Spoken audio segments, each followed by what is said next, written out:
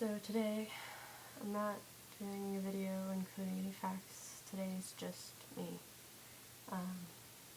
It's just me doing me. And lately, good things have been happening. I've gotten a little more confidence. I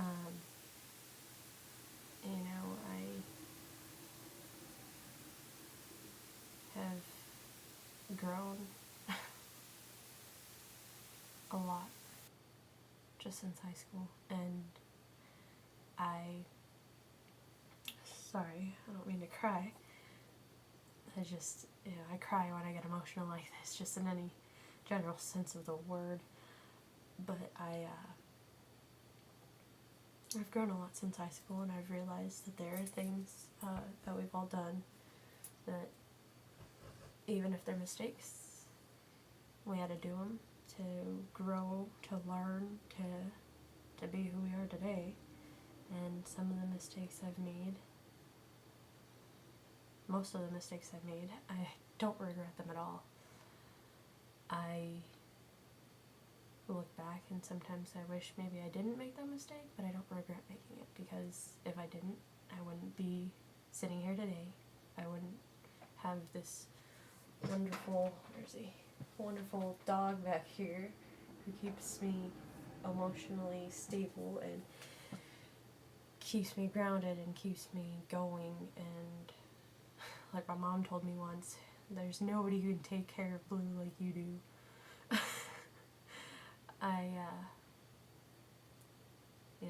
Looking back to high school, I don't think I ever would have made it this far. I don't think I ever would have been cotton candy head. Growing up, my dad was always abusive, mentally, verbally, and of course, he sexually abused me. I don't know about anybody else, I'm not unaware, but I know for a fact that I am one of his victims, if not the only one.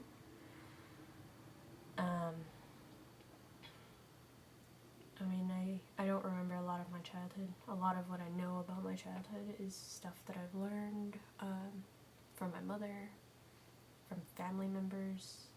I don't remember anything really before about the age of 10. So I've only got like 13 years worth of memory, and even then, it's a horrible memory. I don't remember how I met half the people I know, ever. So that's a weird thing, because when I'm old, and if I ever have grandchildren, I'm gonna be like, I have no idea how I met whoever it is that their father is.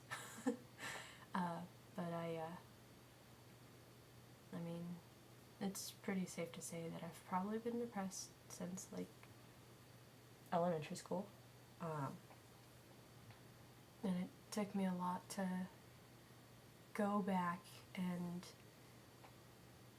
attend therapy, because my first therapist, my memory of my first therapist was kind of creepy, and when I describe him to most people, they understand. He kind of reminded me of a mix between Danny DeVito and a clown with eyeliner. And at 6 years old, that's kind of a creepy thing or a creepy, memory to have of a therapist who's supposed to be helping you. On top of that, he was a male, and I don't, in environments like that, therapy-wise, I don't open up well to males.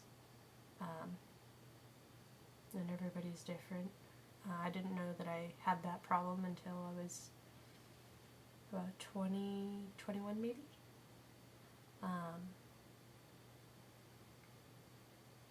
definitely have experienced a lot in my life, and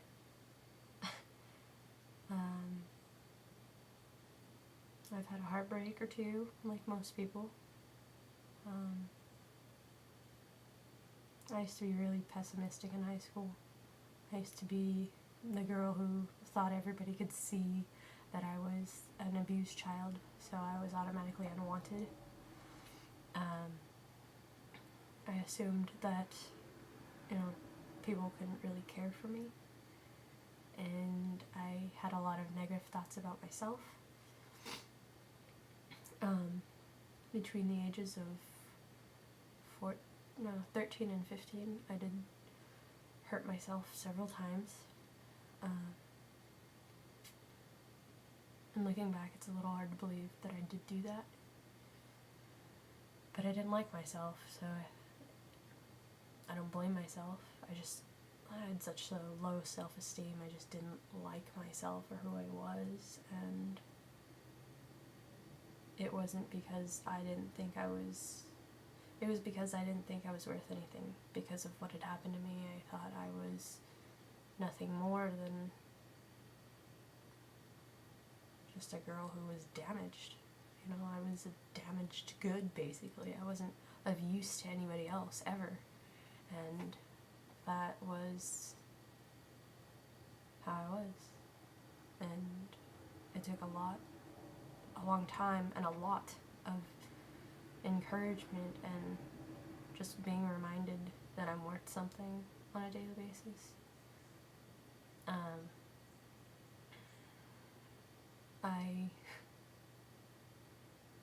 I'm still slightly self-conscious, still low self-esteem, but I know I'm worth something, and I know that one day I'll be worth something to somebody, and if I ever have kids, which I hope to God that one day I do, and I hope that I can have kids one day, that I will be somebody that my kids can look up to and say, you know, that's my mom, and she's super strong, and, you know, I appreciate her, and, you know, I wish and hope that I can be the mom that I want to be to them. And I don't want to say my mom didn't do anything for me, but I know she and I don't have a great relationship, due to both of us being in a damaged state. I didn't know this until I was almost 17, 18 maybe, but my mom was an alcoholic most of my childhood, and that kind of explains why I don't remember her, but that was her way of dealing with things, and my way of dealing with things was just to shut down and not talk to anybody. People thought I was crazy in high school because I did band in high school, and I did track and soccer my senior year, but when it was, you know, really big season for band, I would have to be at school by 7 o'clock, and sometimes I'd show up at 6, and there'd be kids waiting for the bus to go out to one of the other schools that was a little outside of town, and they'd all be waiting there, and I'd just be sitting there, just sitting down, listening to my iPod, or if I had my rollerblades, I'd be skating around, just in circles, basically, and that was it, you know. I left home, you know, early in the morning. I'd get to school 6:15. My town isn't that big, and then I'd be at school, like, all day. I'd do band practice till, like, 7:50, and then I'd have 10 minutes to go, like, grab breakfast, and, like, eat, like, chow down, and then I'd you know, go through the school day, hang out with, you know, different people every day at lunch, and go through the rest of the day, get done with, you know, if it was track season, I'd be at track practice no later than, you know, 3:30, which we got out of school at 3:15, so I was at track practice, and I'd do track practice all the way till 5:30, 6 o'clock, and that was my life, you know, on a daily basis. If I could stay away from going home as much as possible, I would. I mean, living with my dad living in a home with my dad was definitely a tough thing to do. I'll admit I did it. It sucked, but I did it. And I know brother and my mom both experienced a lot of abuse as well. My mom and my dad fought on a regular basis, and I had witnessed several accounts that just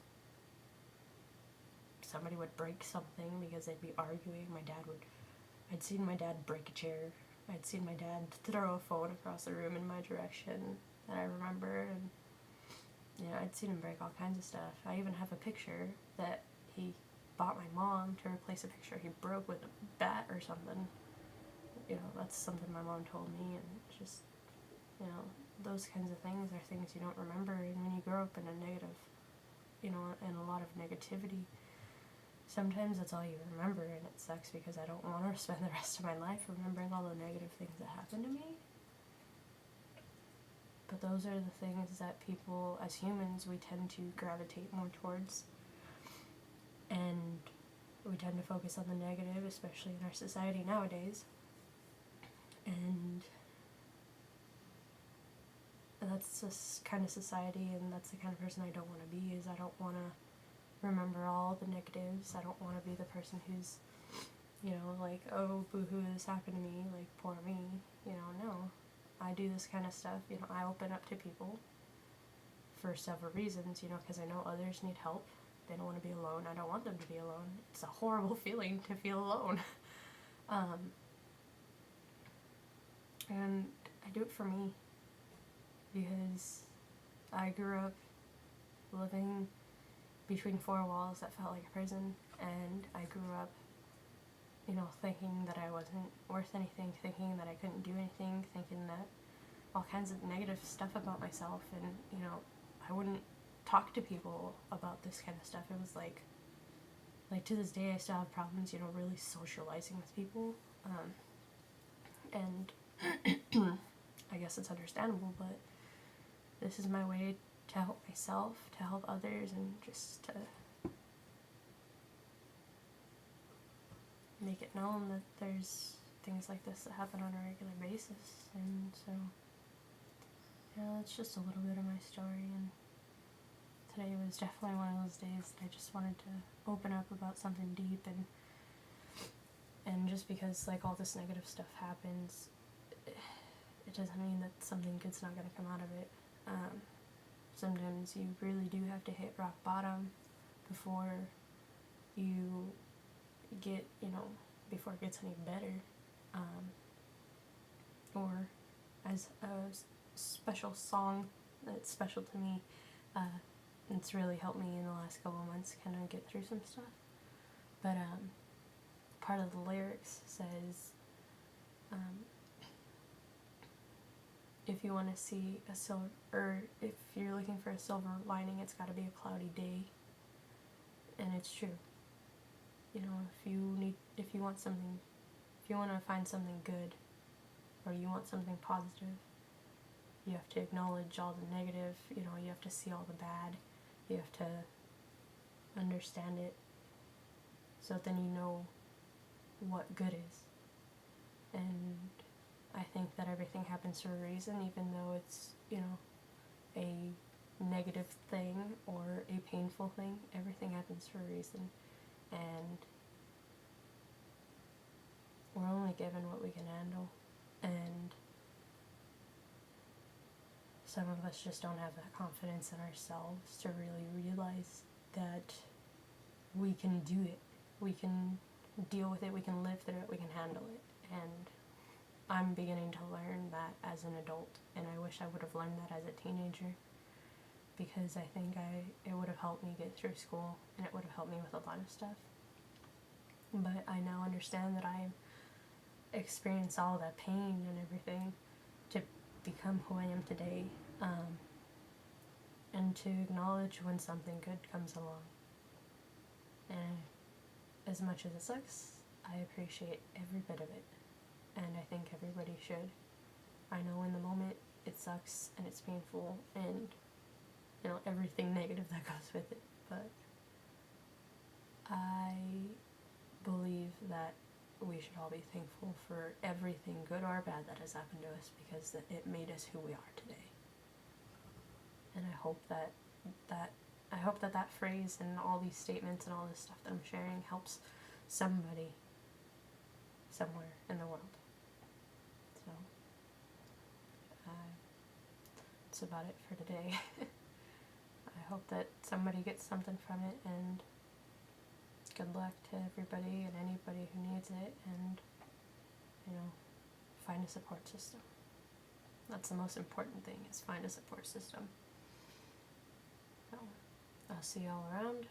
Again, if anybody needs anything, you can call the RAIN hotline, or get a hold of me. Go to the RAIN.org, RAINN.org. You get help there. They have resources. They have people there to help you, you know, get a counselor, talk to a friend, just somebody. So, I'll see y'all later, and I hope y'all have a good day. Happy Thanksgiving. Well, happy belated Thanksgiving, guys.